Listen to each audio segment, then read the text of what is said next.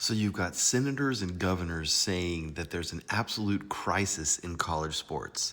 We've even got legislation being proposed for college athletes that the AFL-CIO opposes. And this is big business. College football alone is a $19 billion a year industry, and I think that estimate is low. The value of the top athletics brands of big universities is in the billions of dollars. The quarterback of the University of Texas got almost $7 million, Arch Manning, this year. But there's a lot more to it than just this money. The Flutie Effect describes something that happened in 1984 when Doug Flutie was playing for Boston College and threw a Hail Mary that won the game against the University of Miami and became a sensation. And the next year, Boston College, where Flutie went to school, their applications went up by 30%. So the Flutie Effect shows us that big sports means admissions, which is important because right now, American colleges are struggling to fill classes. Enrollments are no longer going up and up and up. So one of the best ways to compete for admissions is to compete in sports. And for the longest time, the NCAA, which is the body that governs athletics in college, said that athletes cannot be compensated because they were amateurs, they're student athletes. But in 2019 in California, the Student Athlete Compensation and Representation Act was signed by Gavin Newsom, kicking off a series of legal events that would even culminate with Brett Kavanaugh, a Supreme Court justice, calling out a ban on direct payments to athletes in college. This is Brett Kavanaugh right here. And now you've got these companies where if you're a college athlete, you can go and get connected with people who will give you money for posting on Instagram or doing sponsorships. And if you're big time, this can mean millions of dollars. Like Livy Dunn, a gymnast who signed many multi-million-dollar contracts. Or even Amir the Aura Khan, who's actually the McNeese State basketball team manager, who signed at least 10 NIL deals himself. But this is all a little awkward because the NCAA is officially a nonprofit organization, meaning that neither it nor the colleges and their athletic departments pay taxes, which is pretty important when your industry is worth $20+ billion. And this business is so big that now private equity is getting into it. You've even got billionaires like Larry Ellison straight up buying players. This is when he paid $12.5 million in coordination with Dave Portnoy to get this guy Bryce Underwood to become Michigan's starting quarterback. Or when a billionaire alumni of Texas Tech just flooded the team with money and now they're in the playoffs. But this big money dynamic hurts small college athletic programs, and this is going to come back.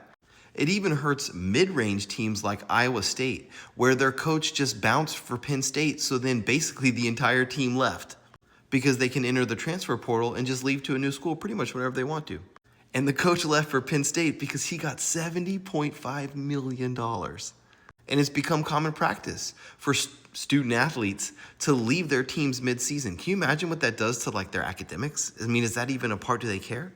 And then the whole situation just went orbital when earlier in 2025, there was this House versus NCAA landmark decision, which makes colleges revenue share with athletes.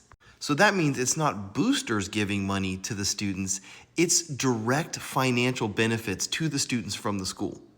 Schools can give somewhere between $20.5 and $22 million per year from their own school budgets to student athletes. So it's getting kind of awkward because now you're seeing colleges implement student fees to fund athlete revenue sharing because a lot of these colleges are looking for the Flutie Effect. Clemson just put in its first ever student athletics fee. South Carolina. James Madison University makes students pay some of the highest mandatory fees for athletics. And even big-time coaches like Lane Kiffin, who just came to LSU, says it's out of control. It's just a bad system. And one of the most legendary college coaches ever, Nick Saban, retired after winning 7 championships. And he said a big part of the reason is because the fabric of college football is undergoing dramatic change. I mean, the money is huge. It's really different to coach somebody making $6.8 million a year as a 19-year-old who can enter the transfer portal mid-season. And it looks like this could all get a lot spicier because there are Title IX challenges to this House versus NCAA NIL settlement that enables schools to pay athletes directly $20 to $22 million a year. Because the Title IX provision mandates that schools provide athletics-based financial assistance equally to males and females.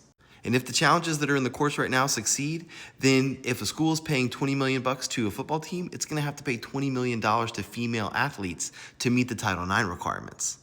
And honestly, this vibe of college sports basically going pro has pretty profound impacts because all this money is going to the revenue producing sports, football, men's basketball, women's basketball, and a bunch of colleges are now stopping what they're calling the Olympic sports.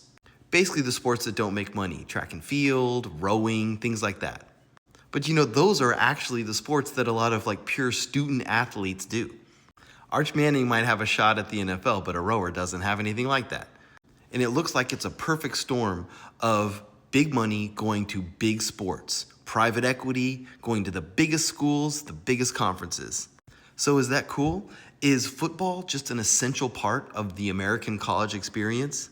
Or will something fundamental about American college be lost as amateurism leaves and non-revenue sports just leave the college?